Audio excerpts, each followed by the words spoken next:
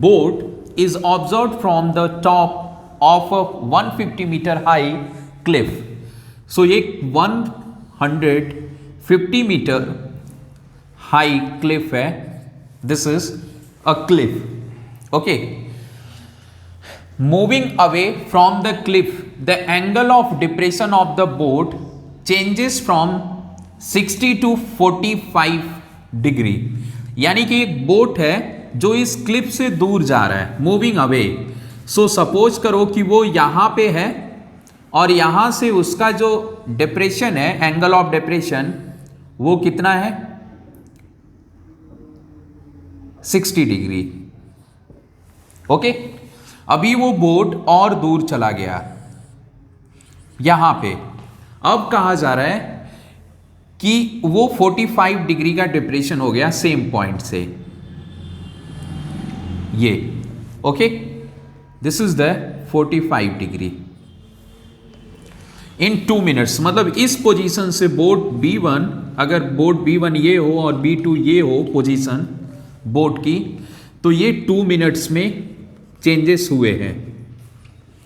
Okay. अब आपको बताना है स्पीड और हाइट. तो आपकी कांस्टेंट ही है क्योंकि ये क्लिप में कोई चेंजेस होगा नहीं. सो हाइट हम क्या रखेंगे? कांस्टेंट रखेंगे. ये आप ध्यान रखिएगा. ये फिगर बन गया और इधर भी आपने बना दिया एंड दिस. ओके. सो ये 60 है कंप्लीट डिप्रेशन.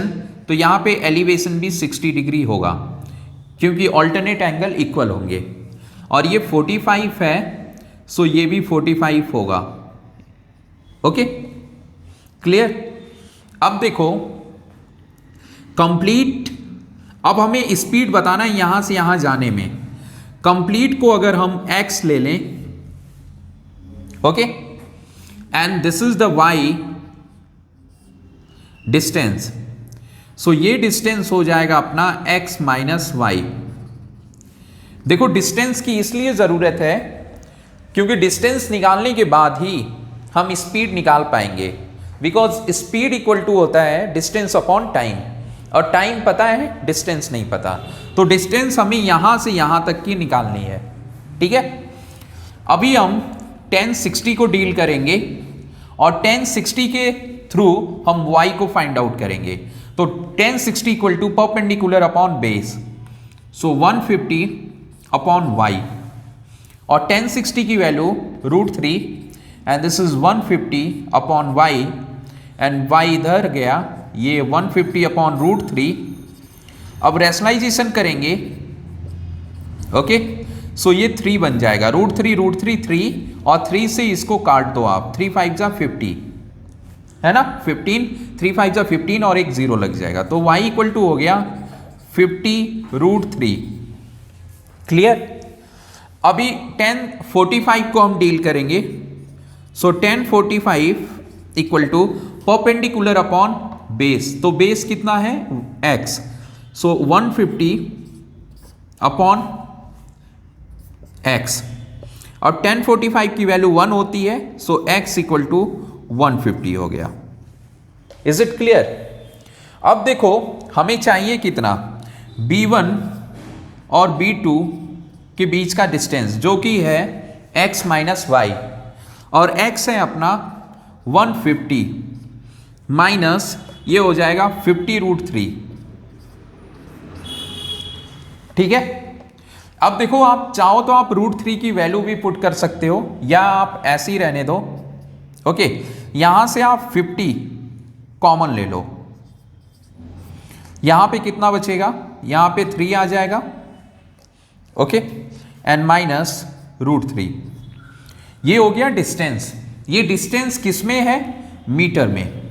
सो इतना डिस्टेंस 2 मिनट्स में वो कवर कर रहा है ना. यहां से यहां तक का डिस्टेंस ये है और ये 2 मिनट्स में कवर कर रहा है.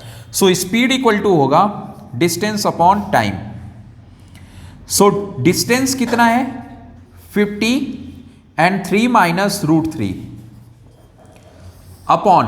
अब देखो 2 मिनट है तो मिनट को हमें सेकंड में चेंज करना पड़ेगा क्योंकि ये मीटर है.